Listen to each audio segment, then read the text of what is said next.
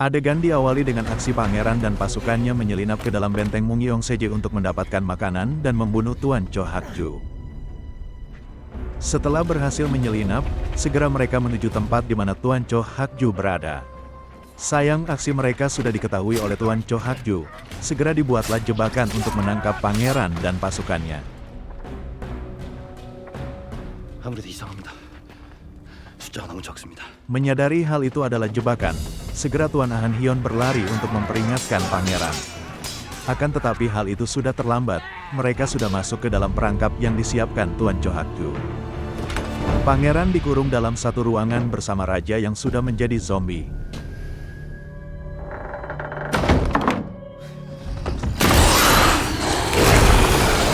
Sementara Tuan Ahn Hyon dan yang lain disergap ketika ingin menyelamatkan pangeran.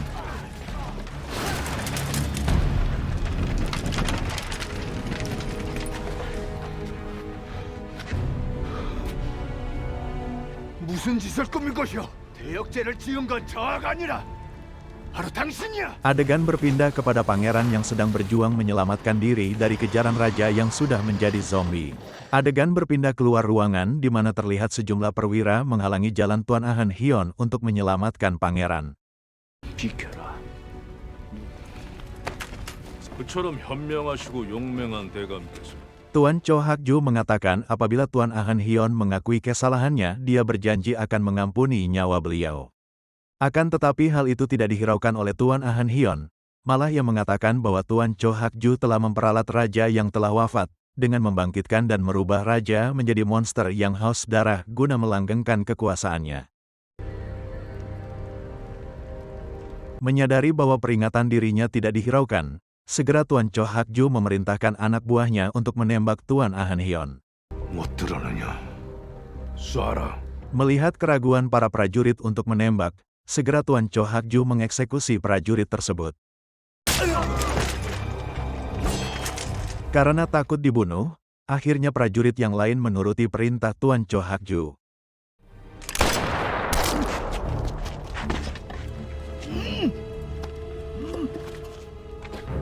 어서 쏴라!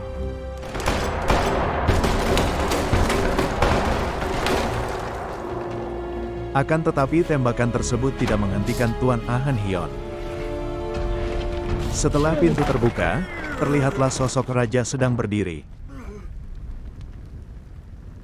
Ternyata raja telah tewas dipenggal oleh pangeran.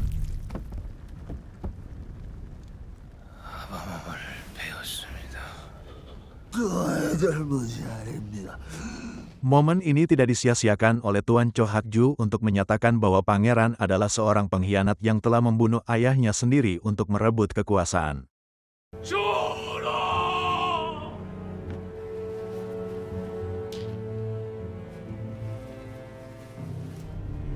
중앙군은 전하를 시해한 대역죄인과 그 무리들을 포박하라! Adegan berpindah ke divisi komandan kerajaan yang terlihat sudah berada di Hanyang. Mereka ingin menyelidiki rumah Paduka Ratu dikarenakan adanya indikasi keterkaitan dengan ditemukannya mayat para wanita dan bayi di gerbang utara Mungyeong. 내선제를 조사해야 합니다. 밝혀야 되지 않겠습니까? Berita mengenai divisi komandan kerajaan akan menyelidiki Nae Seonje sudah terdengar oleh Ratu. Segera Ratu meminta anak buahnya menghilangkan barang bukti. Tidak berapa lama, divisi kerajaan sudah tiba di kediaman Ratu. 안을 수색할 것이니 모두 명에 따르거라. Ketika memeriksa paviliun tamu, komandan menemukan bercak darah di sana.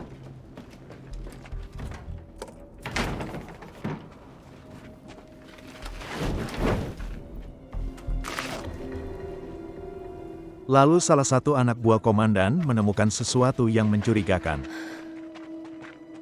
뭔가를 묻었다가 꺼낸 흔적으로 보입니다. Langsung komandan teringat akan rombongan yang berpapasan dengan dirinya ketika menuju kediaman Ratu. Segera ia mengejar rombongan tersebut. Ketika digeledah, ditemukanlah mayat di dalam tandu.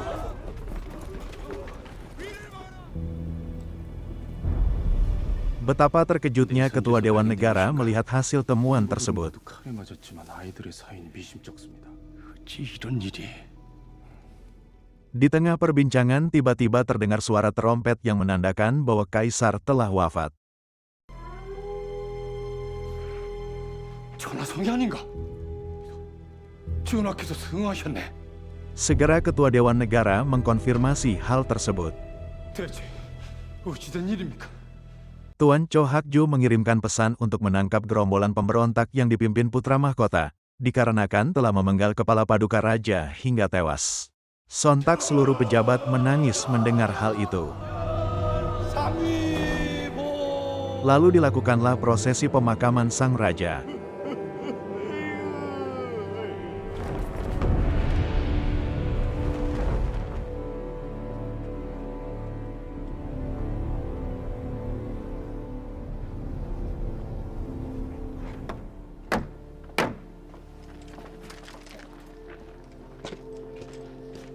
안현대감의 시신은 어찌할까요?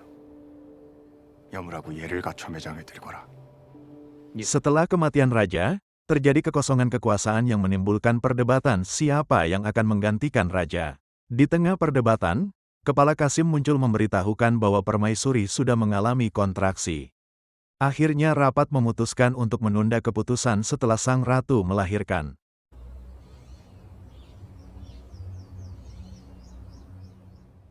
마마, 소인이옵니다. 어이께서 옆방에 들어 계십니다. Adegan berpindah kepada Komandan Divisi Kerajaan dan Ketua Dewan Negara. Ketua Dewan Negara menginginkan segera terungkapnya kasus pembunuhan wanita di Naeseonje sebelum permaisuri melahirkan. Terlihat Seobi meminta izin kepada petugas untuk mengecek kondisi pangeran.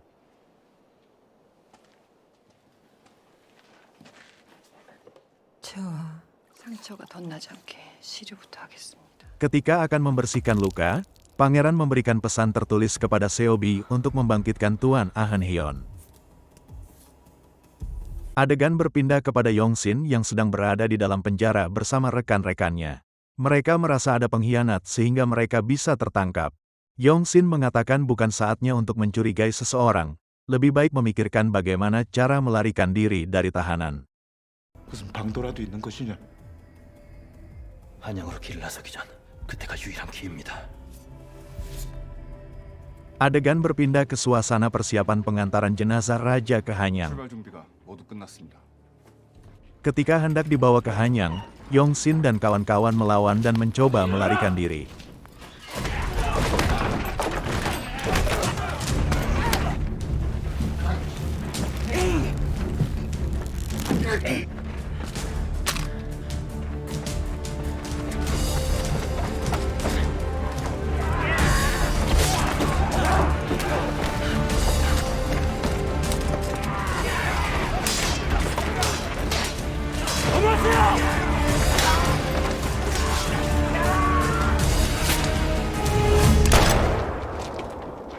Sayang aksi mereka gagal dan Yongsin pun tertangkap. 저놈을 당장 잡아오너라. Akan tetapi tiba-tiba muncul Tuan Ahn Hyon yang sudah menjadi monster.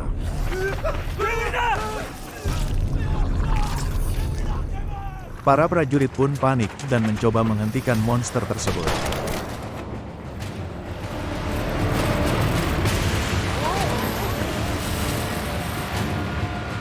Monster semakin ganas ketika mencium bau darah yang menetes dari topi Tuan Cho Hakju. Segera monster berlari memburu Tuan Cho Hakju.